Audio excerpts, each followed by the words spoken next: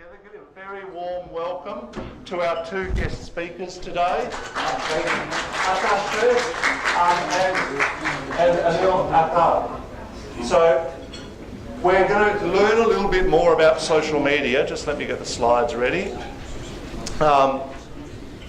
Akar Shrest is from the World Wildlife Fund. He's the Deputy Director of Communications and Outreach and does some wonderful work in terms of leveraging social media and using it very effectively. So I'm really looking forward to hearing what you have to say and sharing your experiences with the 25 non-profits in the room.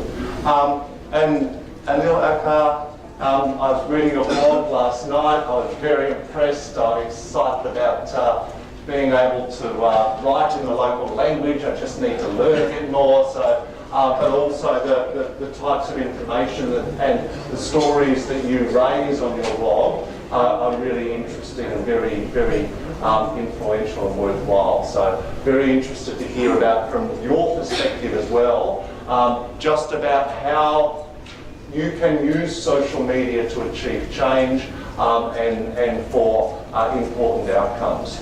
So what I'm going to do is I'm now just going to talk for about 5 minutes with 2 slides, just to bring everyone to a basic level, to ensure that people have a common understanding. And then what I'll do is hand over. So as you can see here, I want to talk a little bit about Web 1.0 and Web 2.0 and what the differences are. You will hear from our experts who are keen to share their experiences with you. And then I'm going to talk about a few extra things as well. How you can get organised to get the greatest impact from your investment. I'll give you some additional tips and tricks for best practice. I'm sure that they'll add and hopefully be aligned with what you hear. I want to talk about how you measure return on investment for social media, because one of the things that is very easy to do is spend a lot of time for not a lot of outcome. So I'm going to talk about that. And we'll actually have Q&As after this panel session, so that our guests don't need to stay for the whole session. So, first of all, I wanted to talk about Web 1 and Web 2, and I'm going to sit down just for a minute, because Web 1 been around for since the late 90s almost, and it very much was about broadcast. It's in the old broadcast scenario. I can't find my mouse. And what Web 1 was all about was how can you understand, or how can you communicate using the internet as a cheap medium, but it was all one-way communications. I want to just give you a little example. So the traditional websites are very much, it's not on the screen. Traditional web, I'm just going to change the screen so I can see it.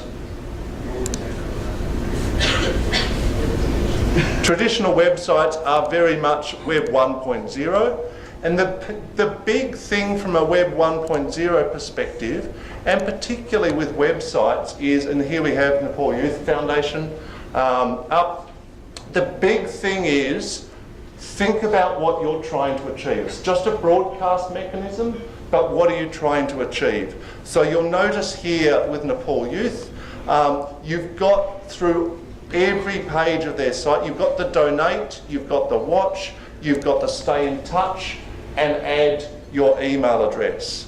So, and Web 1, even though it's broadcast in the traditional website, you don't have likes, you don't have some of those, you don't have the ability to share. It is still a very important element of non-profit websites. And you can see with Nepal Youth Foundation, they keep the donate button, even though there's some challenges here, and we're going to ask Alan to talk a little bit more about some donation ideas that we have for non-profits here. But they keep their donate button at the top, and they also have the stay in touch everywhere you go. Doesn't matter if you go to programs, they make sure that the things that are most important to them, their donate, and the stay in touch, they're on every single page. All right? So they've thought about what they're trying to achieve from the website, and in every page they have that donate and they have that stay in touch. The other thing about Web 1 versus that's important to understand is it has changed recently. All right? People are a lot, and I'm sure you'll hear about this in a minute as well, people are a lot less willing to read text. People like imagery. We heard from Selena yesterday about storytelling, how to tell a good story, how to touch the emotions. That is what gets people engaged. And more, and you can see here, there's images, and what the key thing from a Nepal Youth Foundation, they've used large images that's more appropriate for websites, is that they try to make their website mobile friendly and also to use images in their stories, so that if you're time poor and particularly flicking on a phone, it becomes much easier for people to understand and get the essence of. One of the things that Google announced just, I think it was within the last week, it may have been less than that, is that they're actually changing their search ranking algorithm. I haven't heard that Microsoft and Bing are doing this yet. And if you're not mobile friendly, if you're not responsive, so it goes up and down and you use images appropriately, they will penalise your website in the search rankings. And so having a good website that is mobile friendly and easy to find will help your organisation make sure that it can be close to the top of the search rankings and so that it can get the support. But one of the key things is that making sure that your website, when it's designed, is easy to read, and what you want people to do is easy for them to do from every page. Whether it's donate, whether it's join my newsletter, there are many, and I won't show these today due to time constraints. MailChimp, iContact are easy ways to develop newsletters and stay in touch, in addition to Facebook and other social media mechanisms. Now I just want to talk briefly about Web 2, because Web 2 is where it all changed, and this is really where you start to get maximum impact. There was a recent study, supporters who are engaged with non-profits on social media, they spend 20 to 40% more in terms of their engagement and their ability to give time. Right? That's research that says if you spend the time to engage on social media, you need to integrate that with your old traditional Web 1, but you can have a much greater impact from your efforts. I just want to show you quickly a website, Mercy Corp, and you'll see here again, they've got their donate button. You can, again, large images so that you can see, you can get engaged, you can see their top stories.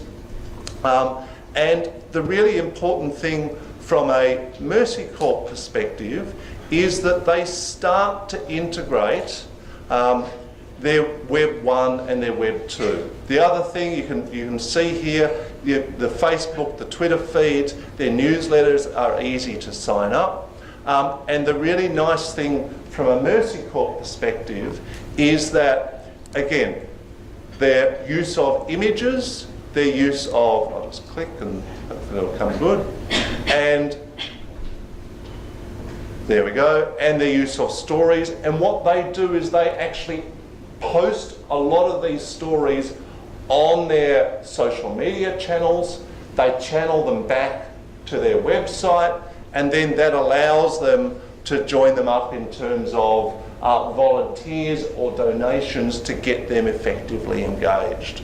So Web 2 was very much in terms of blogs and social networks and the advent of sharing, which magnified your message dramatically and helped, as we saw a few minutes ago, 90% of you are already on Facebook, And so that magnification in terms of the sharing, the likes and the engagement brings people in and helps them connect with you and your organisation, and helps them make sure that they can give the time and the effort you need.